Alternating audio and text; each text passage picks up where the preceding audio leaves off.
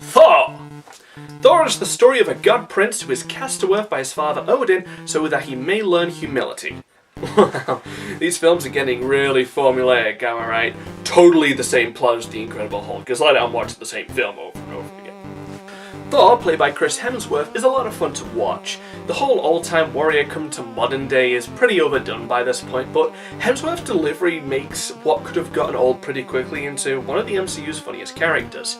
He also plays a wide range of emotions, from an angry and arrogant barbarian to a charming prince, and finally to an altruistic hero. His journey is pretty interesting as we followed him humbled by his father and his journey to prove his worth.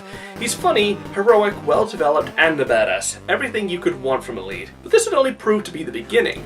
Thor is interesting in how his character arc travels from film to film. Even though the directors and style change, you can see the path that his character took throughout all three films, which I'll cover down the road. The supporting cast is great too. Loki, played by Tom Hiddleston, is Thor's brother and the god of mischief. His motivations are being second to a meat-headed oaf like Thor, driving to usurp his family and manipulate his father and brother for his own ends. He's definitely one of the better villains, though not enough to justify his own point for me yet. The awesome villain wouldn't really be realised until the crossover movie The Avengers, where he would play the lead villain once again.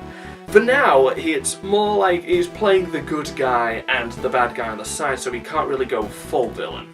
But right now, he's just a competent piece of a much larger cast. Lady Sif and the Warriors 3 are a lot of fun, but underutilized. The human cast too were enjoyable. Dr. Selwood, played by that Swedish guy from Mamma Mia, Natalie Portman's Jane Foster as the grounding element to Thor's development, and helping deliver both comedy and heart to the film. And their intern Darcy has a few funny moments. Thankfully, Kat Dennings is used pretty sparingly in this film. I mean, could you imagine if she was overused and wouldn't shut up, and it was the entire film? Wow, that would get old quick! The action is alright for what it is. There's a fight with an army of frost giants early on that's a little too dark, and there's a decent climax. Truth be told, I didn't really think of the action when it comes to this movie. It's more the comedy and the heart of Thor that really propel it. S.H.I.E.L.D. returns and acts as a connecting thread between the different films, and it's an important element when talking about a shared universe.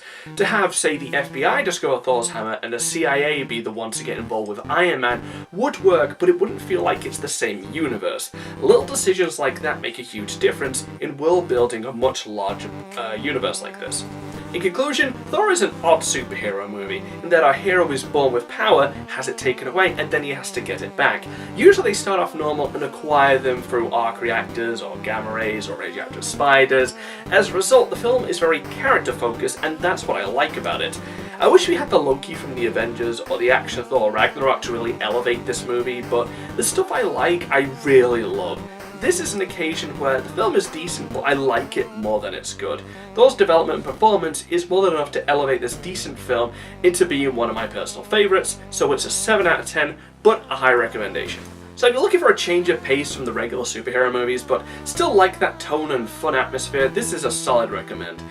Sadly, one of my favourite MCU films is going to sour somewhat when we venture into the dark world. Take care now, bye bye then.